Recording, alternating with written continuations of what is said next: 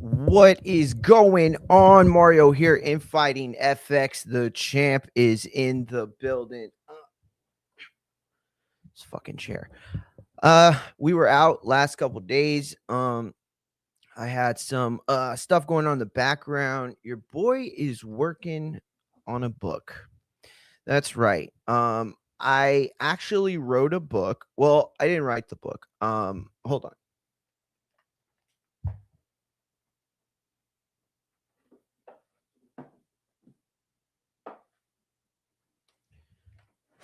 So technically I didn't write a book, but Luke G. Williams did. And shout out to Luke, someone I've known for a very long time.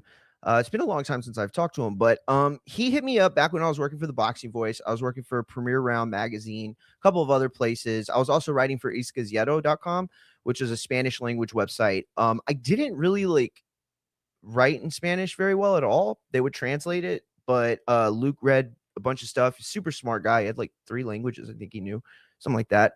Anyway, he put together a group of boxing writers that he thought were prolific enough to be a part of this book, and it's kind of like an homage. It's called Boxiana. I don't know how many of them sold. I got like a, small little um advance. It was a big deal for me at that time. I'm just not trying to oversell it, right? It was a huge accomplishment.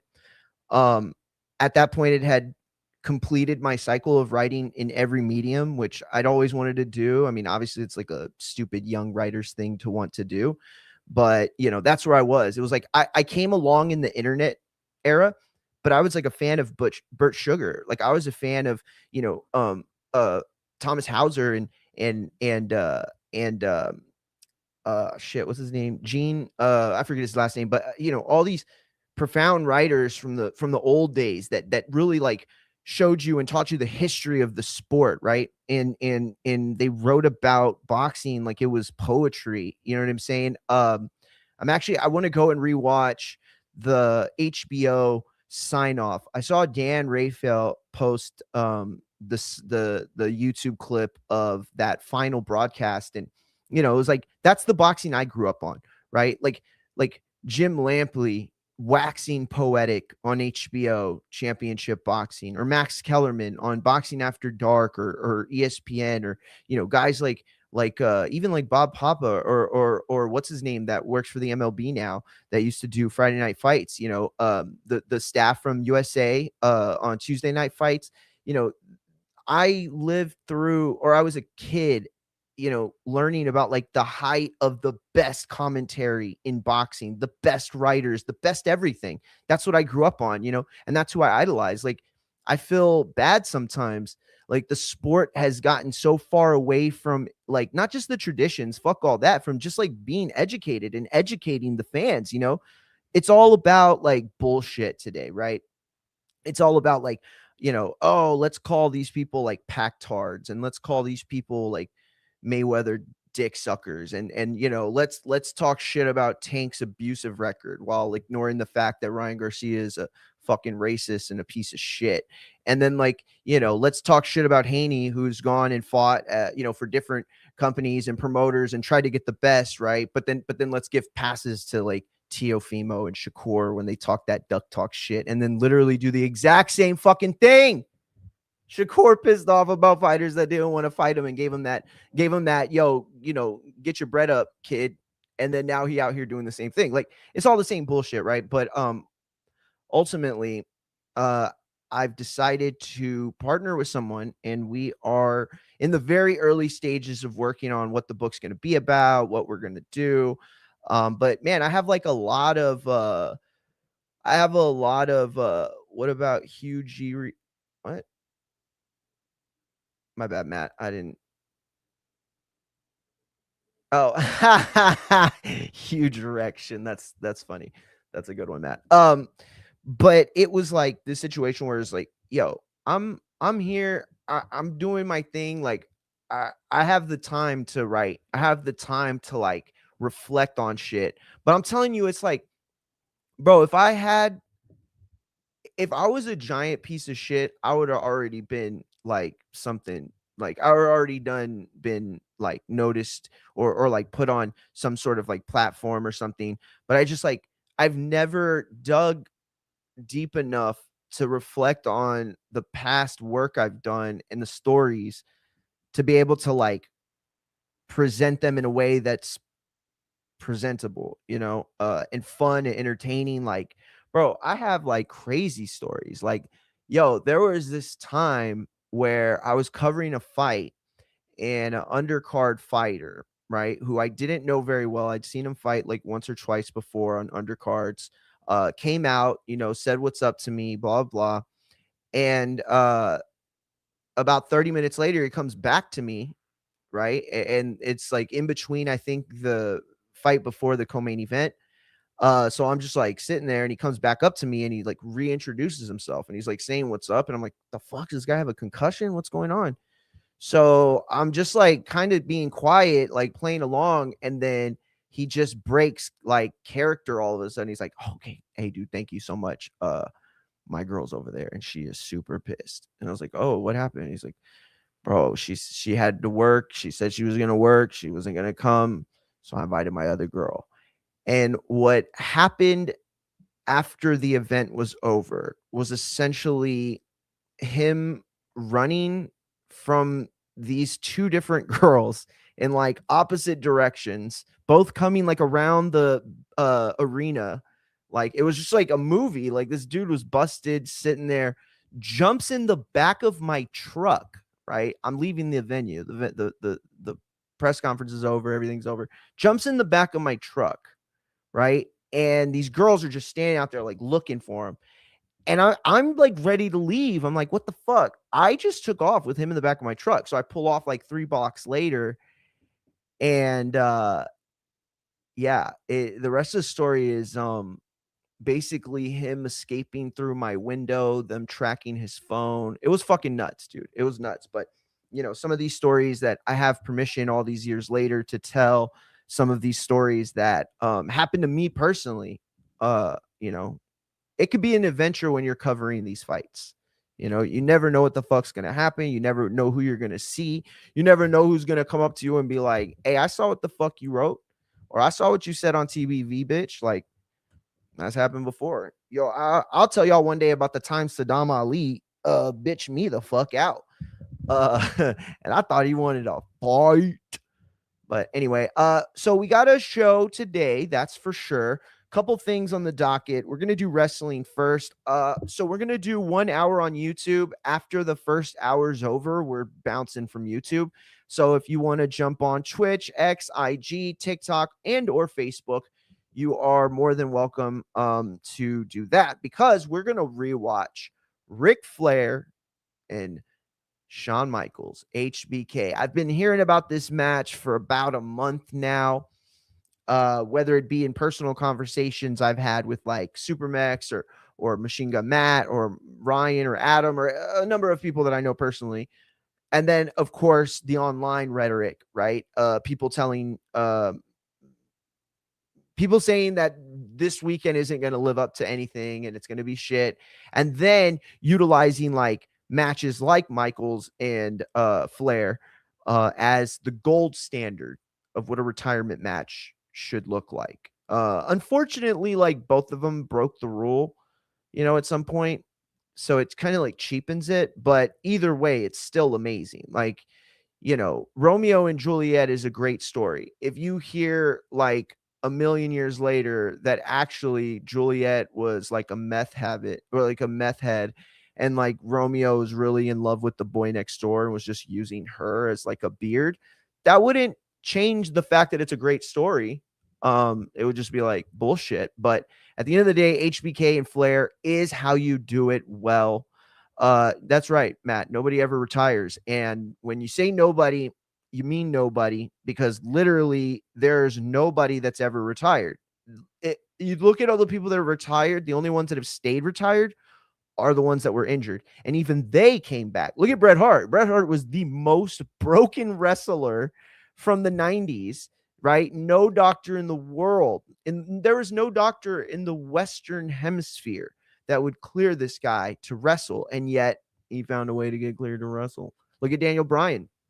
And that's so funny too with Bryan Danielson, right? How much people talk shit about Adam Cole, right? And they're like, look at Adam Cole's career, look how it's done, and how he's terrible now, and nobody cares because he's broken, because he went to AEW and just did all the dumbest shit in the world, and they broke him. It's like, first of all, he was in WWE before that, NXT, and he did a lot of crazy shit there too. Second of all, that guy was on the indies forever, like, pulling crazy stunts in front of gymnasiums filled with like 50 people. But second of all, look at Bryan Danielson, and you can look at that story. This is a guy who worked in WWE, and got hurt and was done and never going to wrestle again. And then what happened? He went to AEW and had an incredible final act. So you never know. I don't think you can really blame any one company. I think it's, a lot of time it's the responsibility of the wrestler, to be able to do what they can. Terry Funk retired 12 times. And then Brett, and he forced Brett to wrestle outside of WWE for his retirement match. And then the fucking dude comes back like 5 times. Wasn't there a documentary too? There was a documentary. What was that documentary? Inside the Ring or Outside the Ring, or fuck, it was a documentary, and it like covered like 3 different wrestling stories at like different places. Like there was 2 guys coming from like a developmental, they were part of the story, but then the finale of the story was Terry Funk's retirement match. And it wasn't televised, but they had cameras there recording the doc, and he wrestled Bret Hart. It was in the final match, and then they even had like the Hart Foundation do like a little schmoz, I think. I think some of the other Funks were there, like family members. Well, I know his family was there, but I forgot what that doc was called. It was a good documentary too. I haven't seen it. Beyond the Ring. Was it Beyond the Ring?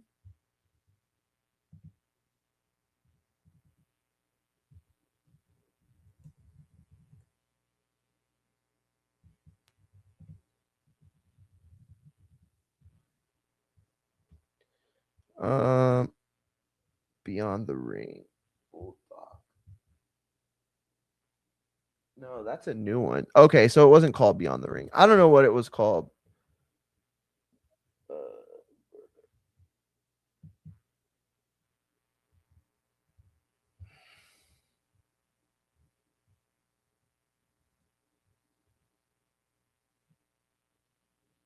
Yeah, I can't find it. This one says 2014, but I know it was way older than that.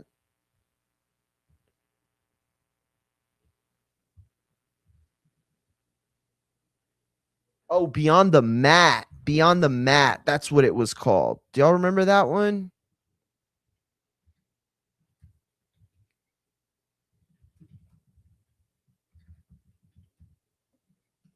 Yeah, that's what it was. Beyond the Mat.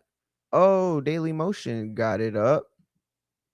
Maybe we'll watch that too. So this is what we're going to do. So for the first hour, we're going to just do the topics. And then at the start of the second hour, we're going to piece out YouTube. And then we're going to go over the HBK-FLAIR. We're going to rewatch that as we get our sentimentals prepared for John Cena's final match on Saturday. And I remind y'all, I will be live on Saturday.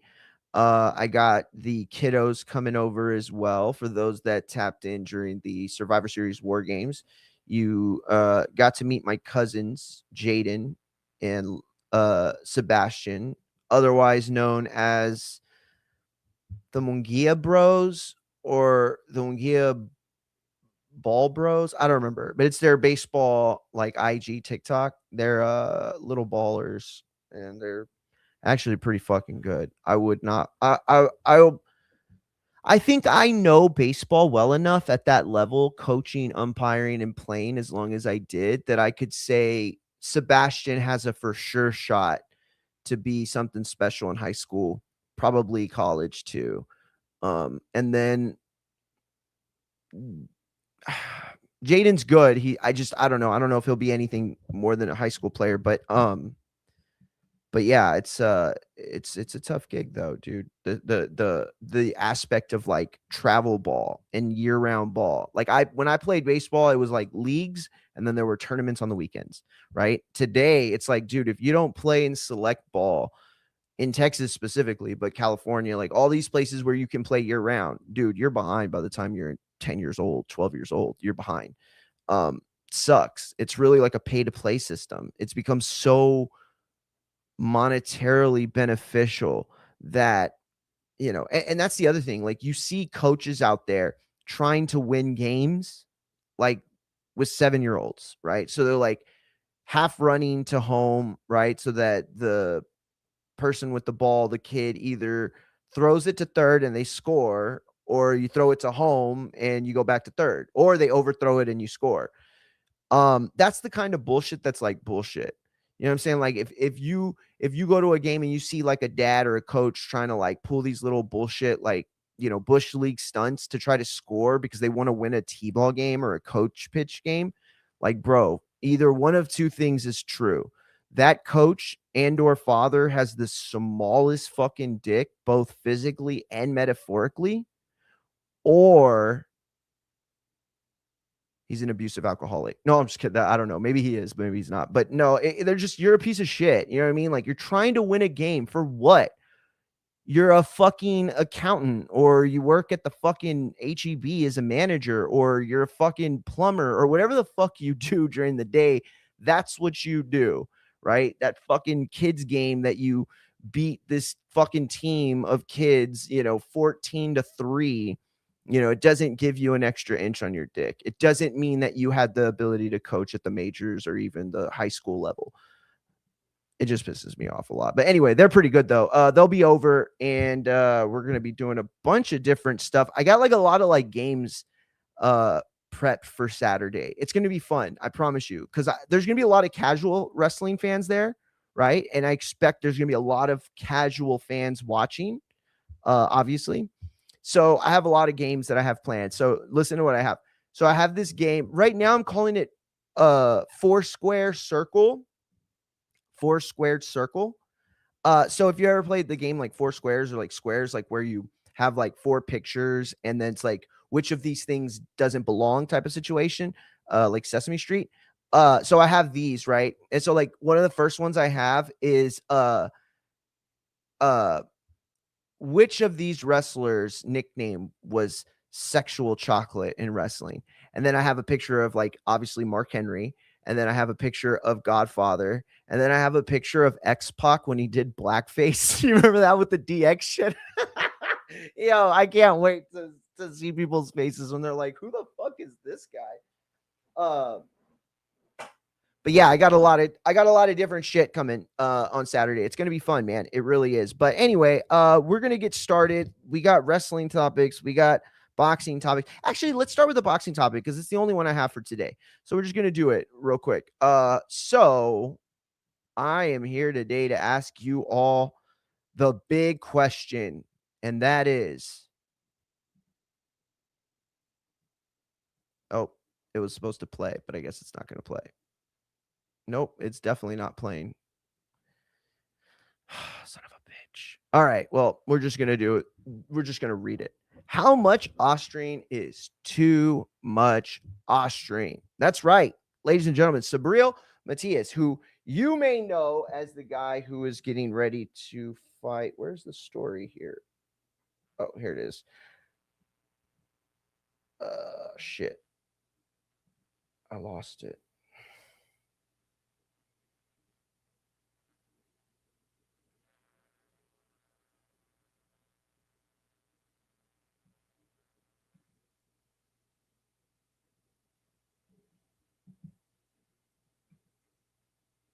Okay, so I think I had it saved on my thing.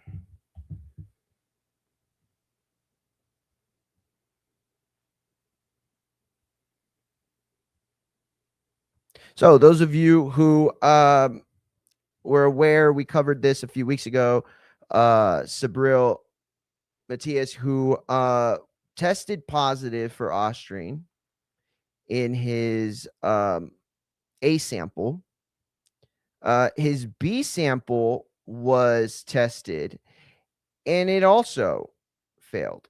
Or tested positive for Ostarine. Now, these are minimal traces of Ostarine. Okay. That is what needs to be Okay, that's what needs to be clarified. Okay, so this was from Dan Rayfeld. He said, per multiple sources with direct knowledge of the test results, Matias's B sample was also positive for Ostarine, but was, as is expected and how it should be, the same as his A, below the 0.1 nanogram per milliliter threshold for punishment in NY. So fight with Smith remains on. Did you hear that? It remains on. Sending you the champ. I'll send you the link right now, champ. Also open my my thing. So if you want to tap in with your show, you can. Feel free. What the fuck? Okay, so this is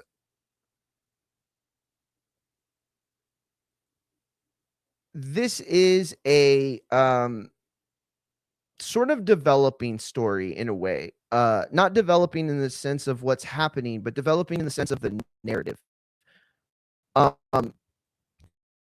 So obviously,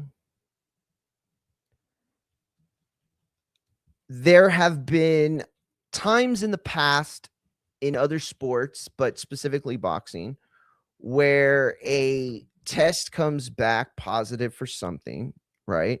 And contamination is a word that they use to suggest, oh, this was a, unfortunate situation where something was contaminated, blah, blah, blah. Okay. Well, there are other aspects, or there are other instances in which a test can come back and give a false positive, right? Ostarine is not one of those supplements at all. Okay. Ostarine is a SARM. And they are, first of all, they're performance enhancers. That is a fact. What isn't a fact is how well they work. I've never, ever been of the opinion that something like Ostarine can be taken and absolutely benefited from the perspective of a fighter, or not even a fighter, but from the perspective of a endurance athlete. It's not that you can't use Ostarine to better yourself, but it's not gonna deliver you the kind of performance results that will make a good fighter beat a great fighter. I mean, it's just very unlikely. Now, the problem with Ostarine is that when used with other stuff that's way more powerful, I mean, it's almost like Ostarine can be used during a cycle, but can also be used as a post cycle. So the problem with performance enhancing drugs is that they don't work forever, right? And this is a problem with like a lot of people that don't understand this shit, right? You don't have to be an athlete or even a former athlete to like understand sports or athletics, but I do think that you have to have some sort of regard that gives you not empathy, but allows you to correlate the what the fuck's going on. You know what I'm saying? Like Ostarine on its own may not be something that gives a fighter this crazy advantage, right? But it also isn't something that you'd normally see taken on its own for somebody who is really trying to get the full benefit of a performance enhancing cycle. Now, SARMs are tricky because they run differently when it comes to cycles and how long you run them. I've said it many times on the show and I don't care. I'll always be honest about my own use of drugs. And I took steroids. I've taken steroids. I've taken SARMs before. And they work. They definitely work. They don't work like people think they work. It's not a magic drug by any means whatsoever. In fact, SARMs are more harmful in a lot of ways than other things because if you don't work out, if you don't try to utilize the benefits of what it's doing to your body, specifically as it relates to the metabolics and the transferring of proteins through your aminos, all of that is, it's a very specific science, right? You can just take SARMs, you can just take steroids and work out, and there'll be some benefit. But to gain the max benefit out of some of these things, you really have to understand fitness drive. When is the most optimal times for your body to be productive on these kinds of drugs? Now, I make all these points very, very specifically, right? Because I want to be factual about this, right? I'm not going to sit here and just poo poo at any sort of drug, right, without understanding what it does and what it doesn't do. The problem with this is that, as I said earlier, like, there are contamination aspects, there can be false positives delivered, but with something like SARMs, it's a synthetic. So there's no way to have this in your system without ingesting something. Okay. Now, let me send this to Matt real quick.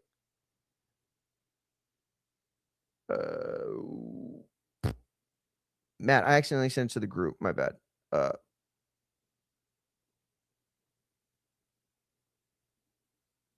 the hell? So I want to because there's a lot of people out here and a lot of people that actually cover boxing that seem to have no understanding of this stuff. And probably because a lot of them, they've only been watching boxing for like maybe a few years or like 5, 6 years or whatever.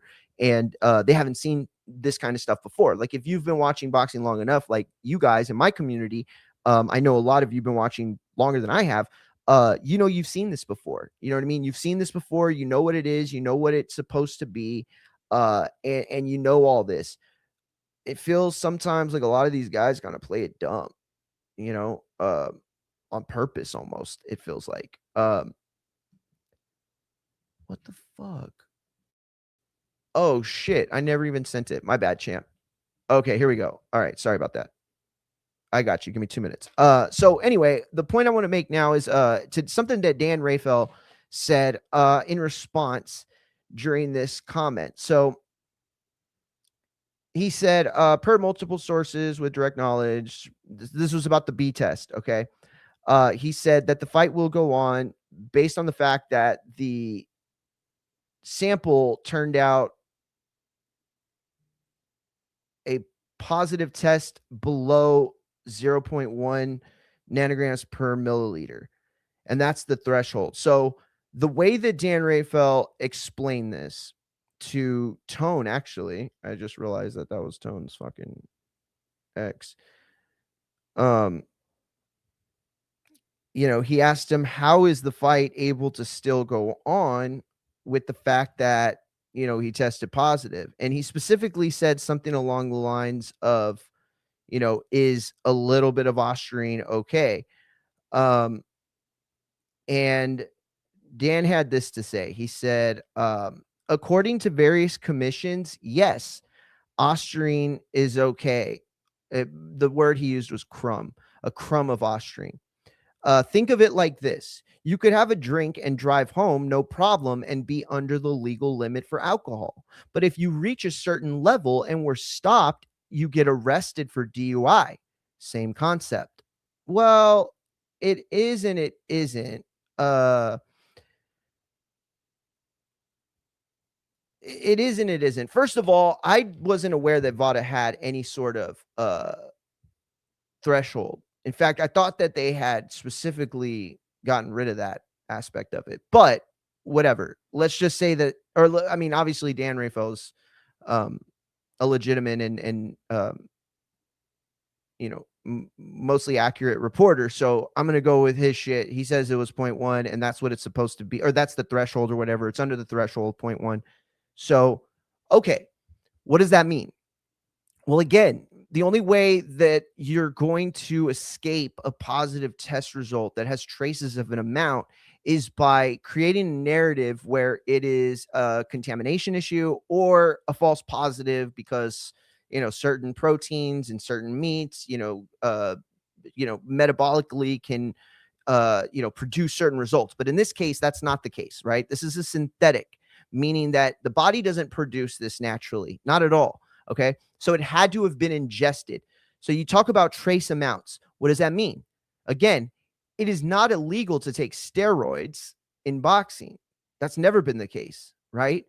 It's illegal to be on performance enhancers during your fight camp, right? Whenever you set out to fight, that's when you're enrolled in this system. Okay. So for example, right, Ryan Garcia, the news broke just recently that he has agreed to sign up for VADA testing ahead of the Mario Barrios fight, being that it is for the WBC title.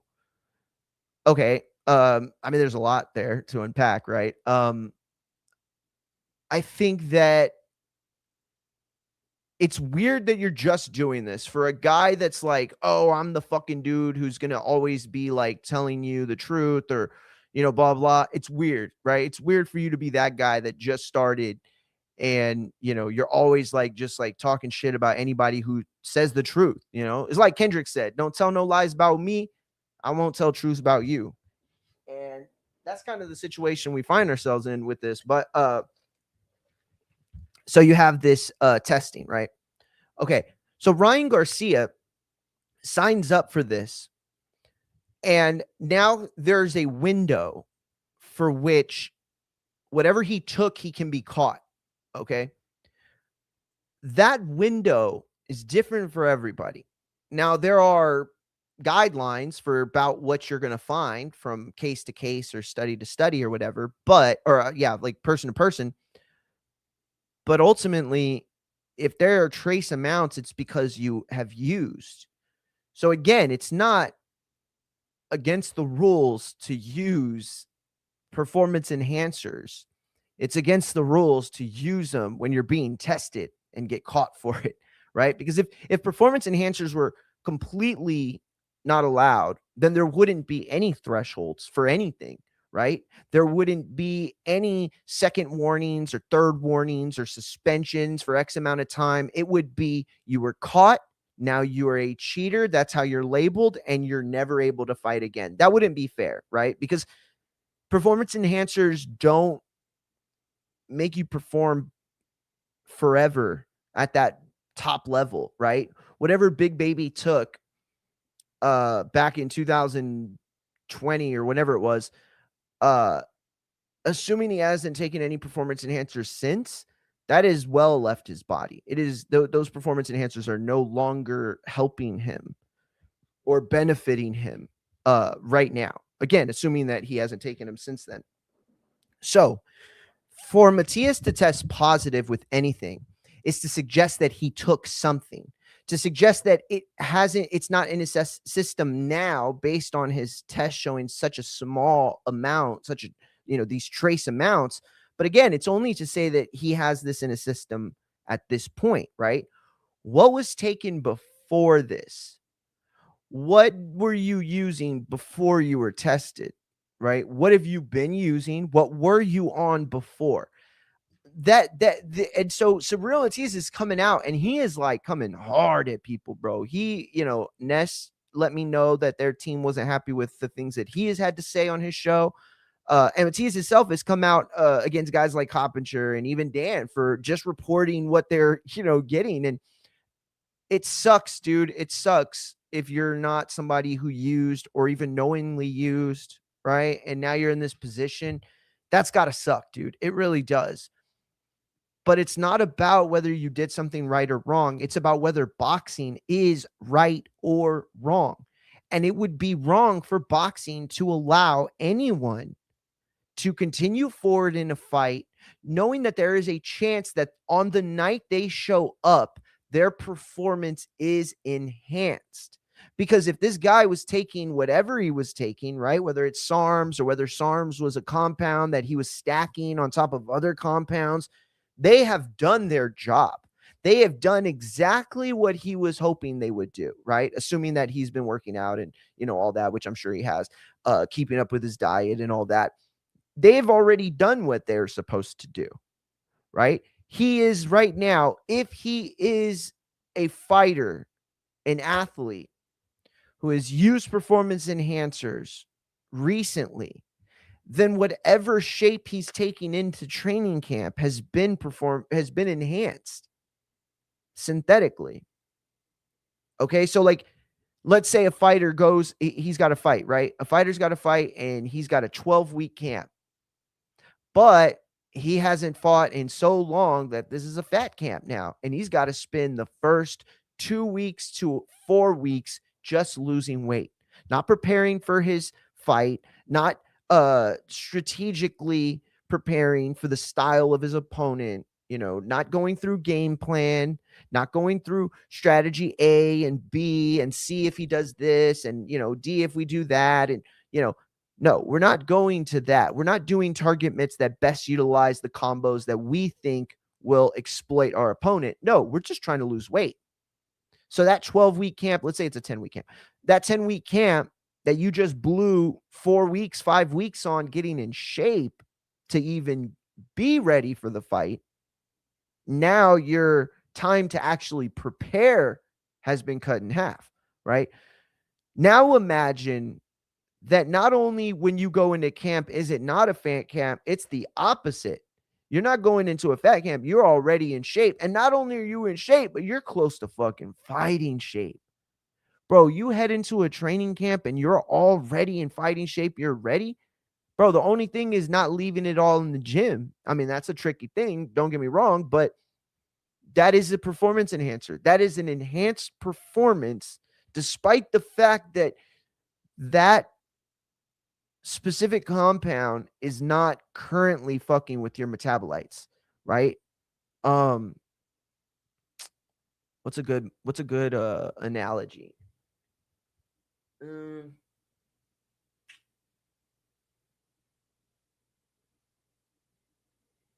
I can't think of it. Okay, what about this? Here we go. What if it's like you're in like a beauty contest, right?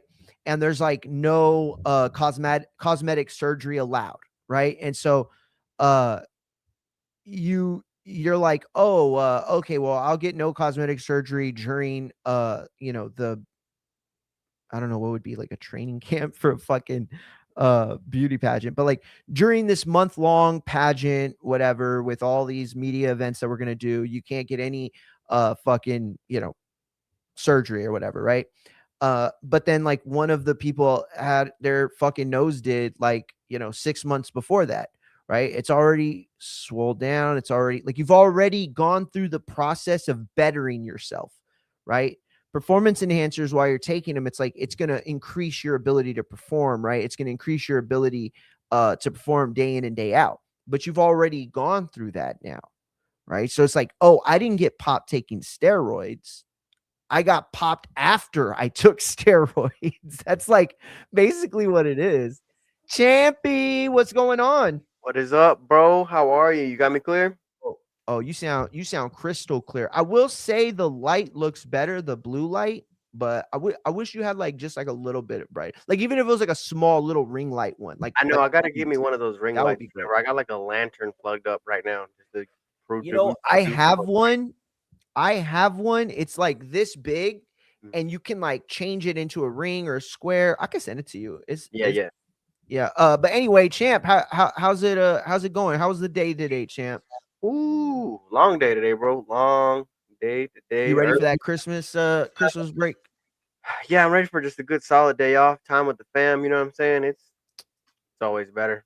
All right, tell me, how excited are you from a 6 to midnight situation that we got Christmas Day cowboy action on Netflix, bro? I mean, look, it's always cool. You got to be happy even with the Texans flag in the back. You got to be happy with that. Yeah, bro. I mean, because we had the Christmas game last year against the Chiefs, and that was arguably one of the worst days of the season because we lost bad. We lost Tank Dell. We lost Aziz Al-Shair. Very bad day, but it's always good to have. It's another one of those things and just nice, just like Thanksgiving, bro. Like you normally, because normally, like Thanksgiving, me and you probably before the NFL took this day. We were watching the NBA. The NBA was on during Christmas. You know, they had a couple games Christmas Eve, then they had Lakers, Christmas Day bro. game. Lakers every Christmas. Kobe, my boy. Like, yeah, hell yeah. That was a You big add part. more Lakers to a big watch. part of Christmas. You add more to watch to it, and it kind of just make it like, not that you're not trying to spend time with your family, but it helps, make time go by, man. You're just there, it's Oh on in yeah. the background. It's nice to watch the game. But let me tell you, your team losing on Christmas can really fuck up Christmas. Let me tell Yeah, fuck let yeah. me tell you. Hey, and it's worse when you lose and you're like, oh, okay, well, our season's over. And then the badass Super Bowl champs lose. And you're like, can y'all just get ahead of us and beat us for the year? Like, I'm tired of maybe thinking we have a chance, knowing deep down we really don't. Knowing deep down we really don't. But I'll tell you what, though, real quick, Matt, this has been the best year for me to have finally officially become a Texans fan, to become a fan, right? I've never understood why now that I didn't want to fuck with the Texans. They're an AFC team. Like, why do I give a fuck as a Cowboy fan? Why? You know what I mean? Yeah. But anyway, what do you think about this Matias stuff, man? Is it okay that he's fighting Trace Amounts, Trace Amounts? Or do you have a different position on this?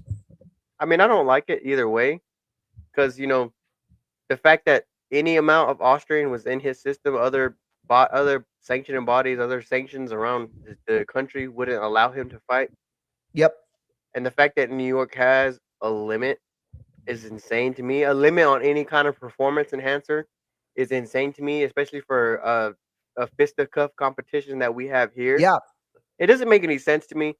And the fact that Subriel tried to come out on his own social media saying, why don't they talk about this? And they never talked about my B sample. And then we ask about the B sample and you get crickets. I heard, like you said, Ness this morning, he said they were talking to the team and they were like, yeah, give us a second. And like, bro, wouldn't you want to immediately come out and be like, yes, they opened the B sample, they tested it, it said this, blah, blah, blah, right? Yep.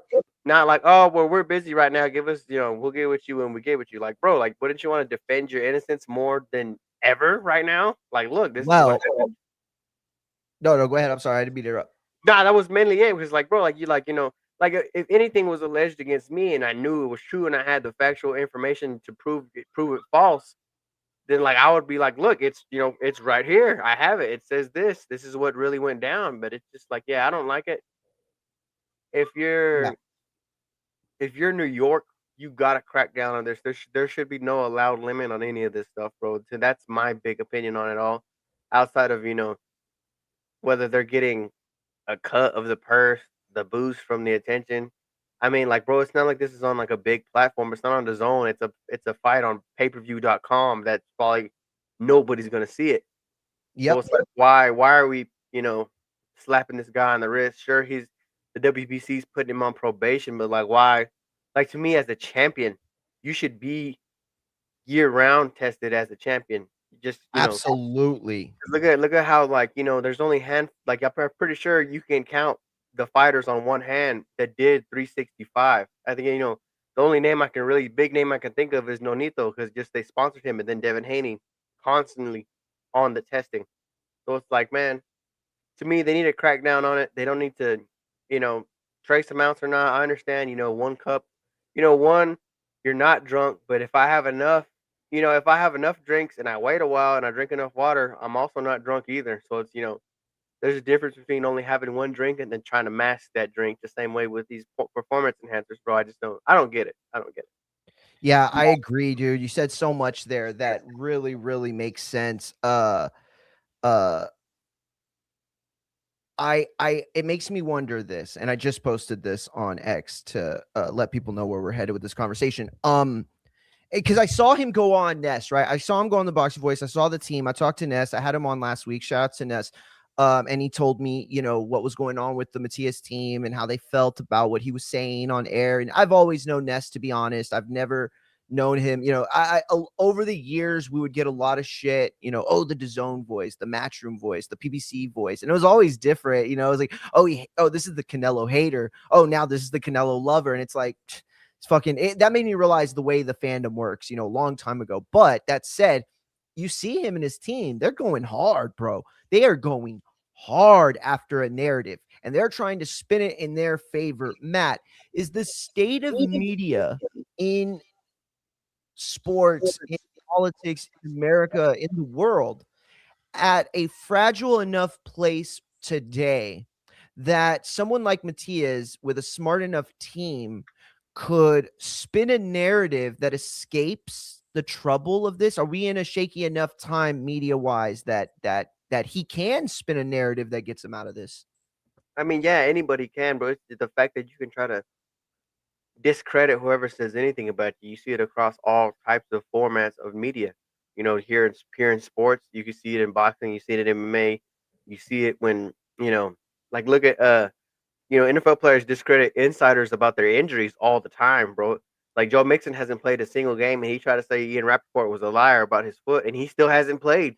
So it's like, Dude, he's trying to discredit everybody, and it's the same thing. good call. Just like in Good politics, call. bro. In politics, what senator, what governor, any president has tried to discredit, like, oh well, these people just, all they say is the bad, and they never say anything that I've done correct, or Yep. they only report the smug rumors that you see across the media. It's everywhere. But you can spin anything, and then there's certain people in this media that are scared to lose relationships, telling the truth, or telling how they really feel. There's no like, it's not like ass kissing per se, but it's like you're afraid to say something against that sounds against that person enough to where they think you're talking down on them, and that's not really ever the case. Well, to me, it's just like, of course, like, yeah, you got to get ahead of it, but like, if you are claiming such innocence, it's the same thing like happened with Ryan, bro. Like Ryan was claimed his innocence, but then we saw the bullshit when he was saying like, oh, it was this person, it was that person, it was this, it was ashwagandha, it was this and that and this, and they never. Everybody was like, no, that wasn't it. That wasn't it at all. And they found Ryan and the problem. This has been such a good take from you. It really has, because you didn't just see, you know what a lot of people been doing today? I'm not going to name names, but I've been seeing a lot of people online and they're just talking. They don't really have anything to say. They're like, oh, this is bad because we shouldn't have steroids. Okay. Thanks for your dynamite dropping. Okay. At the end of the day, Ness said it best last week on this show. Boxing is broken.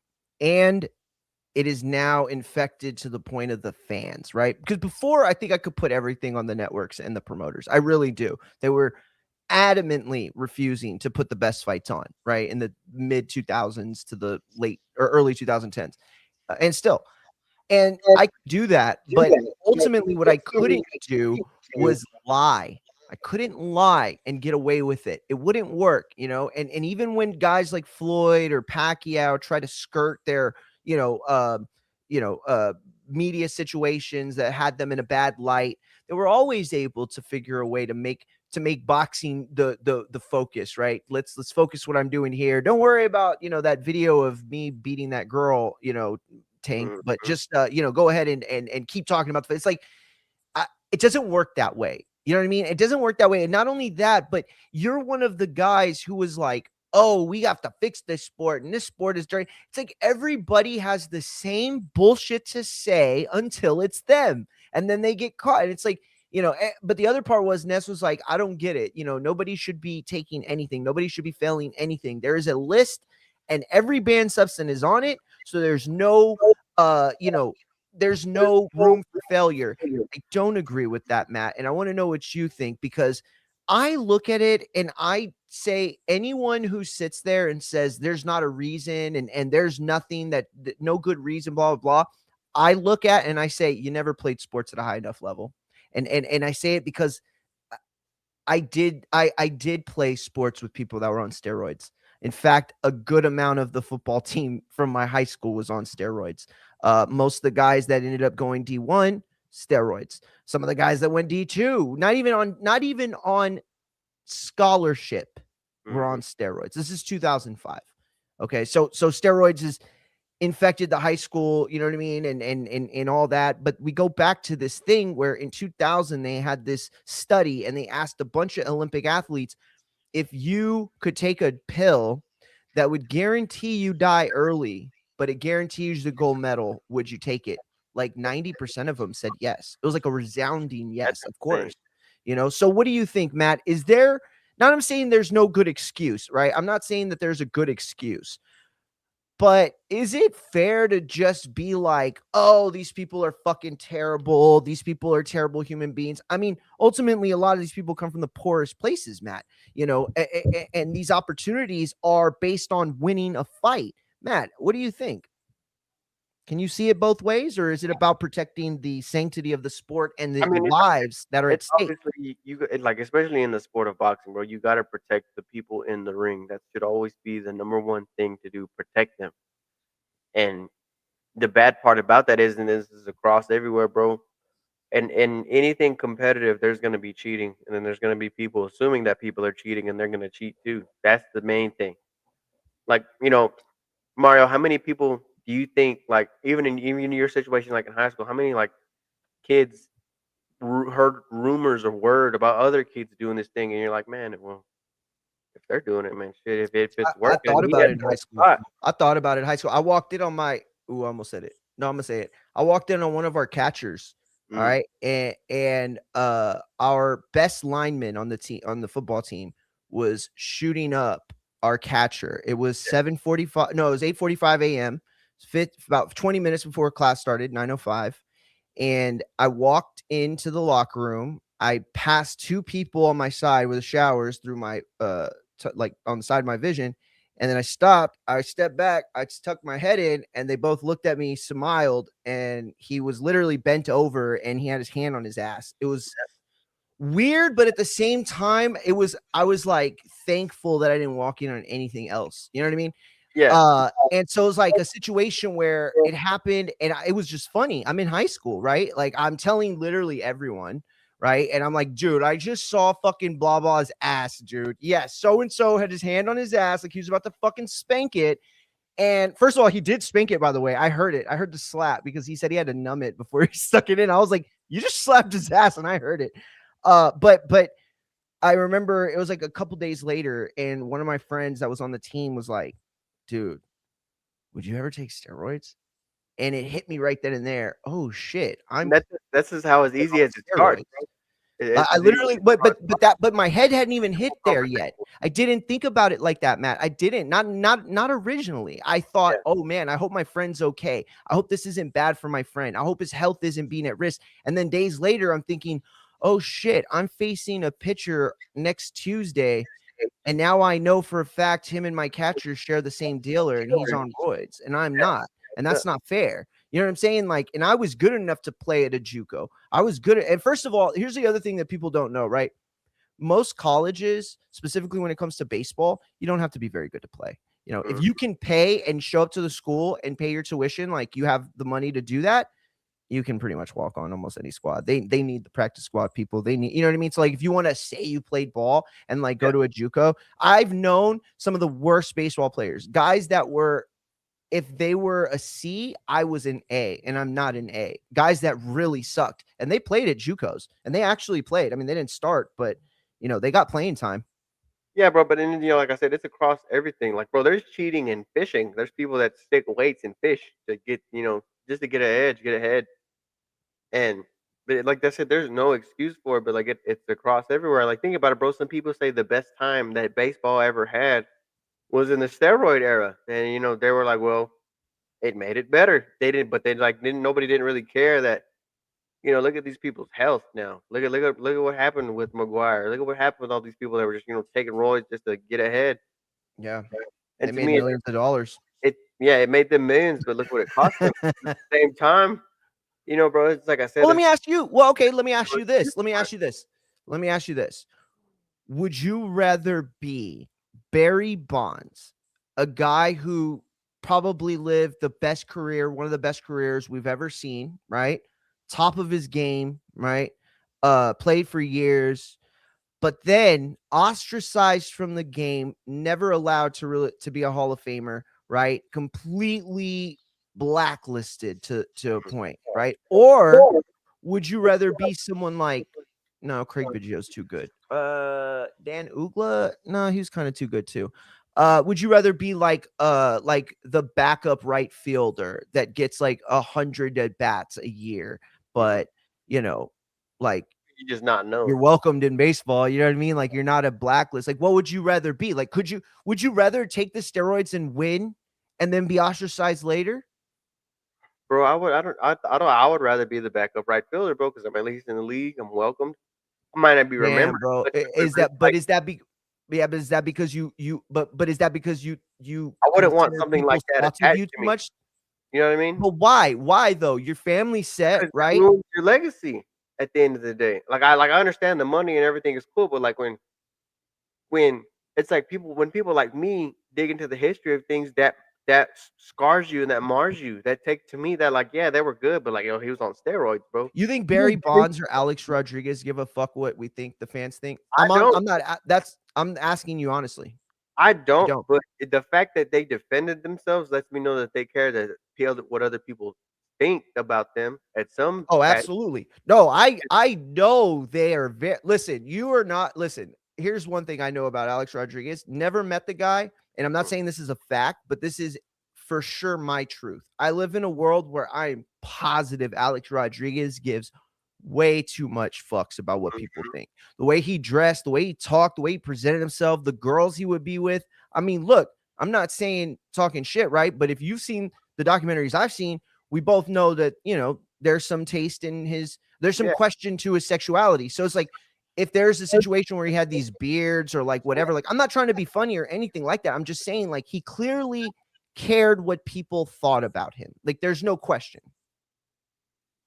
bro. And then but like at the same time, like if I was to be condemned from the game from anything, I'd like want to be like Pete Rose. I would want to go out for getting caught betting that my team is gonna win the game, which I still thought was bullshit. That they still, they put him in the Hall of Fame after he fucking died.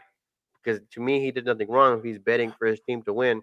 Unlike some of the things you see now where people are betting, like, they're getting their highest odds on their under and they're telling their friends bet the under because I'll make sure I only So make so two taking shots. steroids is worse than betting on your team. I agree with that by Yeah, far.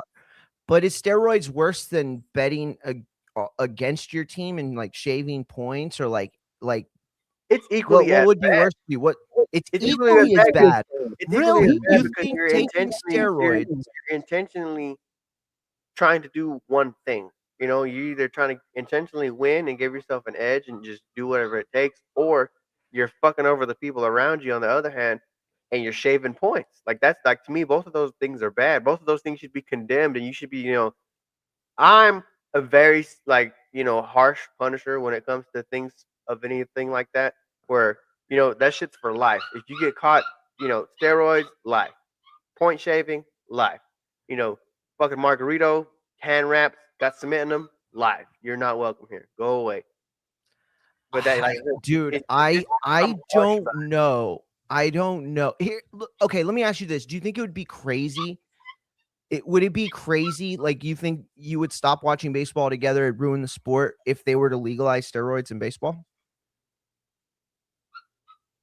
it. It would depend if it got like fucking if everybody's fucking hitting home runs, bro. Then like I would be like, okay, now we're just watching, we're just watching big league baseball fucking on a stream somewhere. Like to me, like if everybody's doing it and everybody's just hitting home runs, like okay, like it would be like as if they got the casual to watch for that sole reason because that's what all the casual people that don't watch baseball that try to watch baseball they're like, oh, it's not as exciting. I miss all the home runs. I miss all the hits and big Yeah, plays. Like, bro, no, like like me and you, we understand and accept and like the intricacies of baseball. Like can watch absolutely.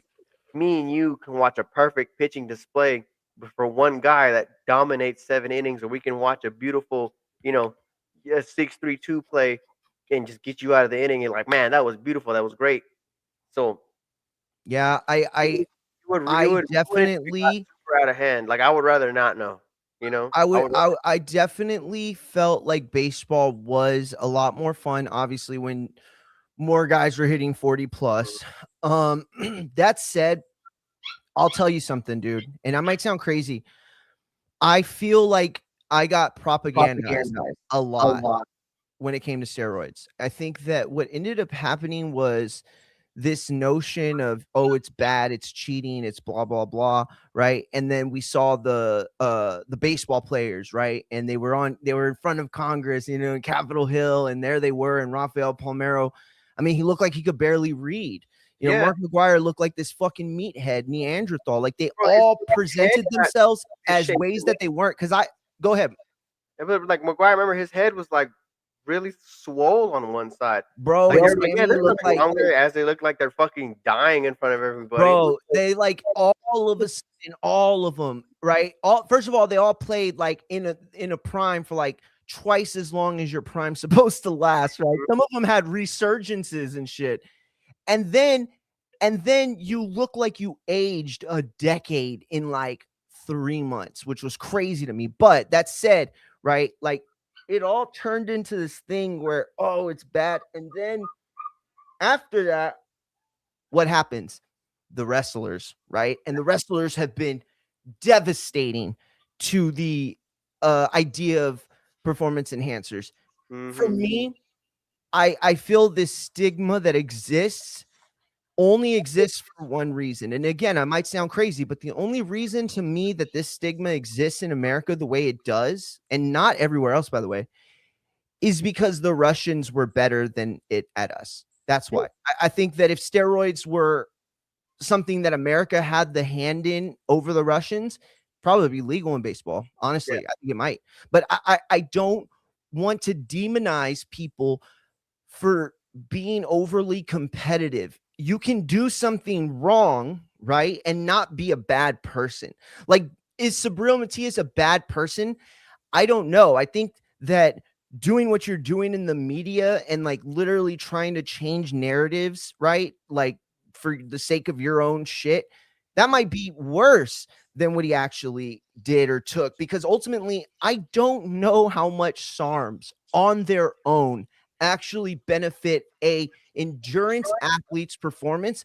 But I am of the opinion that no performance enhancer should be taken in a sport for which physical contact is the crux of it, right? So like football, I don't think, even basketball, I don't think there should be steroids allowed, right? Because there's so much physicality. Baseball, on the other hand, I don't know. I've gone back and forth over the last few years in that it doesn't. Listen, if you think Barry Bonds hit 70 home runs because he was on steroids and steroids alone, it's because you're fucking retarded and you never played the game and you don't know how hard it is to hit a changeup when a guy throws a fucking hard ass fastball. So the steroids don't give you badass hand-eye coordination, right? Steroids don't magically make you like more powerful in every inch of your body. In fact, the muscle aspect of what they do isn't even like the best benefit. The best benefit is being able to go to the gym every fucking day, right? It makes reflexes better. Exactly. And when you get to a point where when you're able to like deadlift or squat real heavy like twice a week, dude, that's insane. That's insane. The body's not meant to recover that way, right? And that's why a lot of freak injuries happen right after somebody takes it. So again, if you're in this physical situation, of course, I don't think you should be allowed to fight. I don't think Matias should be allowed to fight, because if there's trace amount, that means that there was more than a trace amount before that. Also, if that's the case, then what you're saying is it's not illegal to take steroids in boxing. It's illegal to take steroids while you have a fight in boxing or while you're in training camp or while you're in, you know what I mean? That's a different notion altogether. And that's a major problem in the sport too, because like, why is it only when you're preparing for a fight, not when, a year round, when you're just training, when you're trying to like, bro, like how many of these guys do we know cut 30-40 pounds to get to a weight class? Exactly. And then they're magically 30-40 pounds bigger on fight night, bro. Like, how do we not know that's because of it? How do we not know? Thank you so much for saying that, dude. Thank you so much for saying that. Ryan kind of now, but like I don't know if you've seen like the Instagram things that have gone around with Ryan like doing the body shot challenge again. He looks fucking massive, bro. His arm twitch doesn't match his body. He's never been this big, but now magically he's ready to be tested. Like, what does that tell you? And I understand, like, Sabril Matias isn't like he's not a bad guy, but people that I see, I know people that I know are good people, but I've seen them take petty shit from the store, and I'm not gonna leave that motherfucker alone in my house. So Yeah. Exactly. So, oh, well said. And I love that, dude. You're a good guy, dude. I don't know if I've ever said that to you, but I feel like if you were ever to like run for office, I would vote for you. Like listen, I'm gonna You tell don't you want this. I wouldn't vote for my brother. I wouldn't vote for my cousin Adam. I'd literally campaign against my cousin Adam. There are like 3 people in my life that I would vote for: my wife, my dad, and you, honestly. Because I feel like you're a person who looks beyond bullshit. You know what I mean? You don't get caught up in propaganda super easy. And at the end of the day, you're willing to give a fair shot to the other side. I try to be that way, dude. I try to be that way, right? Like I tried to take my feelings out and just use my brain, right? to. I think though it's difficult with this sport that I love so much because I've seen so much bad shit, and that's what bothers me. And you said it so well. It's like all these people that I see, all they are to me are just like moral high grounders, or what is it called? Like they're virtue signalers. That's Yeah. all they are, dude. They're like just wanting to take the moral high ground. That's all they want, right? They want to be like, oh, poo poo, you're bad, blah blah. That's all. Because these same people, right? It's so easy to be against performance enhancers, right? For all these same people that are like talk this shit, right? They won't say anything when it comes to weight. They won't say anything when it comes to discrepancies between sanctioning bodies and different states and athletics commissions and things like that when it comes to how heavy you can be on fight night, how heavy you can be from weigh into this, how heavy you can be 30 days out, 2 weeks out, whatever. All those things are as important, if not more important, than performance enhancers, because at the end of the day, we can never be ahead of performance enhancers, but we could be ahead of the dehydration issue and the weight cut issue that exists in boxing. Matt, I want to take it to the wrestling. You ready? Let's do it. I said, are you ready? No. I thought it was cool that Joe did what he did. Samoa Joe. I thought it Yeah. was cool, and I thought it was even cooler that John Cena acknowledged it. First and foremost, do you think WWE had a problem with it at all? No. I mean, when it comes Really? to, Acknowledging the company that I they're think when it comes literally to trying retirement, to go ahead. I think when it comes to retirements, Triple H is more willing to be a part of that world to acknowledge that other things exist, mainly because he likes to shit on them. But they're part of the world where you acknowledge that this stuff exists. Mm, To me, like, look, they acknowledge, like, you got to remember the Monday Night Raw after Sting's last match. They acknowledged on commentary that he retired and that he had one of the craziest matches they've ever seen. And congratulations, everybody across all platforms. If there's few people that you have the ultimate respect for, John Cena is one of those people. And I see, like, it's no problem to give him any kind of salute, any kind of sign of respect. And then, it's not like John Cena went out on SmackDown and said Samoa Joe's name in AEW, and you should watch his TV. He was on true. his Instagram giving another one of his, not like, this one was not so vague because usually he just posts random shit and he leaves it open for interpretation. But it's an Exactly. acknowledgement. If the people in the wrestling world, and the people like you and I know that John Cena and Samoa Joe started out training together early on in their career out in California, and that picture got passed around Twitter today, and it's an acknowledgement because real recognize real, and it goes back to reminding you that a lot of our guys that we watched aren't long for the TV world anymore, bro. Cena's gone Ooh, well Saturday. said. AJ and Samoa Joe have both said, next year, that's it. When their contracts are done, it's time to hang it up. We saw the Dudleys finally walk away. Edge is gonna walk away at some point at the end of his career. Chris Jericho is gonna have his final run. It's a more of a, like, man, wow, this is crazy. All these guys are, they're leaving, and it's up to the new breed. But yeah, to me, I don't think they cared because like I said, it's the ultimate respect. People, you know, it's not like I said, it's not like he said anything on their programming, but it's just, an acknowledgement of, hey, salute to you too. Respect to Samoa Joe, because Samoa Joe's another one. To me, Samoa Joe's one of the better wrestlers of all time, one of the more underrated wrestlers of all time. Specifically, you talk to me about, like, who's underrated. It has some of the best. in work progress in wrestling matches of all time, I would say Samoa Joe. A lot of Samoa Joe's runs, bro. Like and we've talked privately in our group. I've always said they need to put the world title on Samoa Joe, whether it was AEW or whenever he spent his time in the WWE. You need You to put the did. world title You on him. did. He's one of the best guys to have it on.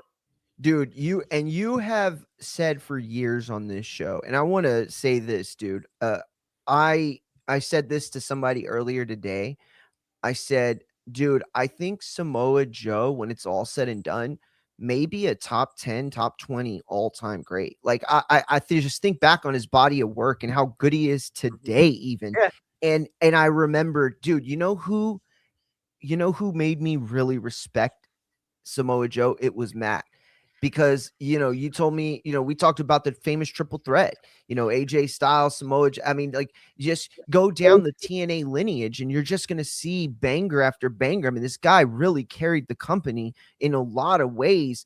Was its MVP year in and year out, because unlike Kurt, he was a guy who you could depend on. Unlike Jeff, he wasn't going to show up high in the ring. So it's like, what is it worth? Is it worth having that Jeff Hardy pop charisma, right? But you also have to deal with the unprofessionalisms that come with somebody, dealing with substance abuse. yeah. Or would you rather have a guy like Samoa Joe that is a worker, is great on the mic, is great on all fronts, and is the utmost professional? Yeah, bro. I completely agree. It's like you said. You go back and look at his body work, even in early Ring of Honor, bro. His matches with Punk. That was one of the few times like where I would go and look up Samoa Joe after seeing him for the first time on TNA and like, man, wow, this guy is incredible, bro. The things he's able to do, especially at his size and the way he imposes himself, the way he carries himself is in the ring as a character. He could be the badass that people love, or he could just be the top heel of your whole company. And like you said, there's nobody better that you can truly depend on that's more professional than Samoa Joe. Yes, Like, yes, when was the last absolutely. time you've ever heard something bad or a rumor about Samoa Joe, bro? It's Never, dude, never. And by the way, if you watch Peacock, the shit, what's it called? Twisted Metal. yeah, Twisted Metal. Dude, He's great. he's fucking good. Yeah, And here's the thing, let me tell you, the I think that the dumbest people are congregating on a single platform today. Okay, and I'm not going to say that platform because I don't want to get kicked off of it, because they've been really restricting my videos lately on this platform, and I'm not going to mention it, but the biggest morons come together because they say the dumbest things, and then so many people like it, right? And one of the dumbest things somebody said to me the other day, or that's actually like a while ago, it was like in the summer, and they quote tweeted something I said. They were like, I said something like Samoa Joe's brilliant, actor, blah, blah, or something like that. And he was like, how fucking hard is it to do half the job? Because Samoa Joe doesn't do the voiceover. yeah. What? Who is it? Who is I it don't that does remember the the voiceover? actor's It's name. that really funny actor Yeah, from Arrested Development. He's hilarious. And he's got a great voice for it too. I mean, obviously they use some sort of filter over it, right? But it is infinitely harder, I believe, to just do the the physical physical work work that that Samoa Samoa Joe Joe. puts into that show, that he puts into that performance. I mean, how could it not be harder, right? You're having to assume and take liberties with things that you don't know, you know what I mean? Like where he's going to emphasize something, this guy is in a different room in some comfortable air-conditioned studio delivering his lines. Samoa Joe's out there, spending hours in makeup, in a hot ass set, living out of a trailer. Like, but it made me find out something. So we got into this whole fight, right? And then I started getting stuff on my timeline. And one of the things that popped up was Anthony Mackie being interviewed on a movie he was doing. I don't remember what it was. I think it was Captain America, actually. And he said that Samoa Joe was great. He was like, dude, this guy is brilliant. He's amazing. He's awesome. And not only is he awesome, this This dude dude learned all of his lines. Samoa Joe learns all of the lines that are delivered, despite the fact that they're voiced over and his character is dubbed later. He learns all of the lines. yeah. Dude, stop it right there. Stop Like it. If Samoa Joe is not one of the most professional men in all of entertainment, fuck wrestling, in the entertainment business. Bro, I mean, that's just a fact. It's a fact. It's not true. It's a fact. Like the sun comes up tomorrow, Samoa Joe is going to show up on time, ready to deliver his best performance, whether it's in front of 100 people at a bingo hall or whether it's for a streaming company worth billions. It doesn't matter. And that kind of shit, dude, it doesn't get enough respect in this day and age. To me, that doesn't really matter either, bro, because like, there's people, like if you're like me, right? And I love old horrors and slasher movies, bro. Oof, Like I yes. know that Favorite. Give me your favorite real quick. I know it's Friday the 13th. Nice. But I like, and that being said, like I know one of the best forms of Jason was played by Kane Hodder, bro. I know that he's the man behind the mask. I know that like he had the perfect form and size. Just like I know that Nick Castle was Michael Myers in the Halloween movies, bro. Like that, like, and they don't even fucking speak, but they just do the motions and they make the character come to life. That's the difference, bro. Like it's to me, like it's not the same thing as like, Mark Hamill and Kevin Conroy being, people's actual Joker and Batman. When they debate like who is who, but like when these people like this play these roles to where all I need is their body, but their body's the one that's making it believable with all their actions, how they patrol that. It's what is the shame? And it's the same thing for Samoa Joe. When I seen Samoa Joe have this role, I'm like, bro, he's perfect for this because I played the games. So it's like, man, yeah, hell yes. If I was to pick anybody in the world, bro, Samoa Joe's the guy for the job. Yeah, absolutely. I agree so much.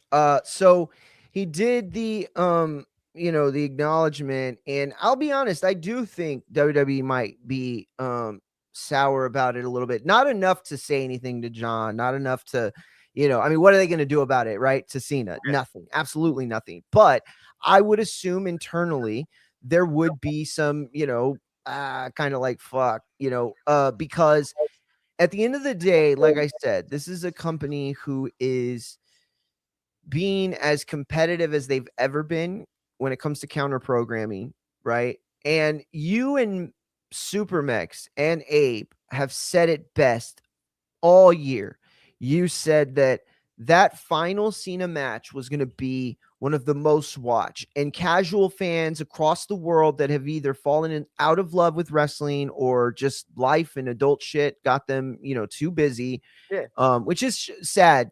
Take the time for yourself. If you're a parent, it's great to be an active parent, and that's awesome. But dude, take the time for yourself. It ends up being better for your kids because you're happier the times you're with them. You don't feel as resentful. But anyway, all of that said, John Cena this week of all weeks probably has more casual eyeballs on him than ever before when it comes to wrestling. And how many people saw that clip that he posted, right? Even though it's a snapshot, and said, what is that? What wrestling is that? That I think I know that guy. What is that? That's a wrestling? Would John Cena watches it, huh? Well, let me check it out, right? And again, maybe that sounds like a stretch, right? Maybe I'm being too creative with my assumptions, but I just feel like, again, a company who's trying to make sure nobody knows that AEW exists, they probably got a lot of people that know they exist today or off of that Cena post than this whole year, maybe. Yeah, I mean, yeah, that's believable too. But it's the fact, like, yeah, they could possibly go, check it out. But if they, it's about how many of them will stay. That's the bigger thing. I I don't know. Like you said, they could probably be like, what the fuck? You could have just had Samoa Joe's face. I can see that it says AEW Winter is coming in the background. You could have done something, but to me, like, John Cena is on that level of a Stone Cold and an Undertaker and The Rock, where they can, their sins get forgiven. So I think, I can see it too, but it's like, how many of those people do you think are actually going to stay? Agreed. So I want to stay on the Cena stuff, and ask you, oops, shit. I want to ask you real quick. We are almost or about 48 hours away from the night. Your pick Does Cena go over on Gunther? Will he win his final match, or does Gunther get put over? Man, I have been back and forth. We both have, yeah, we all have, right? Except for Mex. Mex is the only one that stayed true for like a while up to yeah. this point. And to me, I feel like the right thing to do is have Cena win this match. I don't think John Cena should go out on back-to-back losses like this. Then I'm not the one saying that, Gunther doesn't deserve it. Because like for one, I don't think it's a matter of who deserves it or not for that, that the guy that Well he said. put over was Dominic Mysterio. Let's make that 100% clear. The guy he put over and gave that boost was Dominic.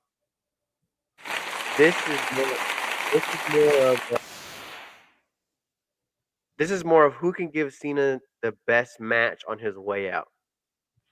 And when you go through the Rolodex of people that they have, I think Gunther was one of the best choices that they had for somebody that hadn't had a match with him yet.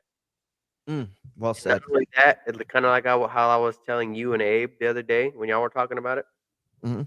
There's no better big bad for Super Cena to conquer than Gunther, especially with the way Gunther has been returned and he's been more dominant and more ruthless in his return in this tournament. I understand, like he started off slow against Javon Evans, but the whole way nobody can say that match was bad. Everybody said, "Wow, look at that match that he had with Javon. Look at that match that was Solo's best match." Like when was the last time you said that? And then him and LA Knight reenacted their stand and deliver match from NXT circa 2022, bro. It's been fantastic. To me, he fits the role perfectly of something for Cena to conquer, but I still do not know because I see the narrative and the spin on he's gonna make the guy who never gives up give up, and I see why people don't want that to happen, especially because to me, the right thing to do, especially if Cena's gonna go first, like they're saying, if Cena goes first, Cena needs to win because if Cena loses and if Cena taps, I'm who's gonna watch the rest of that show? Even and in the crowd, who's gonna stay? Would you stay Oof. after that? Hey, that's hard, Dude, bro. oh damn, I didn't even think of that. Abe Yeah, suggested that the crowd could possibly leave just after the Cena match in general, that's but a I risk. didn't think of Yeah, that. In protest, everyone stands up and oh my god, that would be huge, dude. Huge. especially because I like to me that's why I didn't that's what didn't make the most sense if he wants to put on for all this young talent to get this grand stage. You got to think and understand, like, bro, they're gonna leave after you're done. You know what I mean? Like nobody, like, For sure, dude. how many people stay for the dark match before and after the show? Like, bro, like when you're done, they're are probably gone. There's Yeah, nobody. dude. Like, Oh bro, like I man, mean, you're like how many? so Mario, on it's the the same button thing with like this. in boxing. Like, how many people do you think know? Like, there's fights going on before the doors open to the arena. You know, Oh yeah. Oh there might yeah. be a No, fight or two after that. exactly. And for some of these people, and this is why, look, I know that you have to have casual fans for a promotion to exist, right? Wrestling wouldn't be Mhm, at this level without casuals. Boxing, the only way it's ever coming back is if casuals get involved and interested again, right? That's why it was on ABC in the past mhm. and, on the three major networks. That said, though, Yeah, we live in an era where it's almost like I'm too important for the undercard, right? That's like the message I get from like celebrities that show up at the main event, right? Like I was covering this fight one time in Texas, and DJ Kane. yeah. Okay, so DJ Kane, who used to be in the group with AB Quintanilla called the Cumbia Kings, um, he shows up like last fucking minute, right as the blue corners walking into the ring, right? His fucking cousin fought on the undercard, dude, or his Mhm. nephew or some shit, right? And it's like, and all because he wanted to show up and make sure, like, he had two girls on his side. He was married, by the way, two girls on both arms, dressed all in white, fucking grills, hair's braid, like, he looked fucking nuts, dude. Like, why people show up like it's the fucking prom to a boxing fight? Don't get me wrong, dress It's nice, loud, ain't it? cool, it's It's nice. loud. I like, what I'm saying, but you going over there looking like fucking I remember RuPaul and shit. taking my wife to her first Uh, fight. I think it was who was it? It was Earl and Ugas. And I told her, I was like, she's like, what do I wear? I was like, well, you can wear a number of things. Like, you can be like me, just wear a t-shirt, be comfortable. We're gonna be in there all day, or you could dress up like it's prom because you're gonna see that.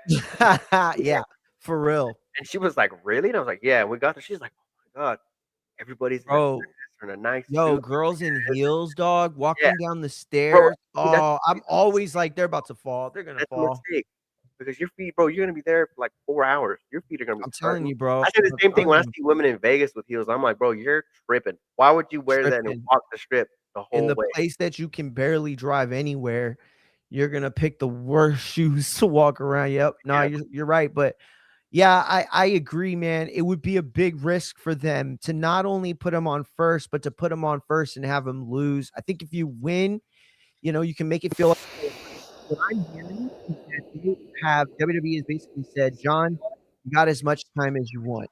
Okay. Not only that, what I'm hearing is because it's being streamed, they don't have to stick to the 2 hour adherence. If it goes over, it goes over. Matt, my question: how pissed off do you think Goldberg is right now? yeah. Yeah, he's probably, bro. I mean, I'm pretty sure he'll be on somebody's podcast next week saying, "Oh, what the fuck? They did Yeah. this. They didn't do this for me. They had some girl break my record that was, fabricated to begin with." Yo, yeah. And like, bro, get over it, dude. Who cares? But to me, Bro, like the biggest thing, like the fact that they said that they don't have a time limit because they're on Peacock was also strange because like even before they had a time constraint, like, well, we got to get this in at least 3 hours. But yes, exactly. it's strange to me because like, why would you make that known? That at least like, okay, do they think it's gonna be okay? Because like I said, the best person to have a good, great last match with Cena is Gunther.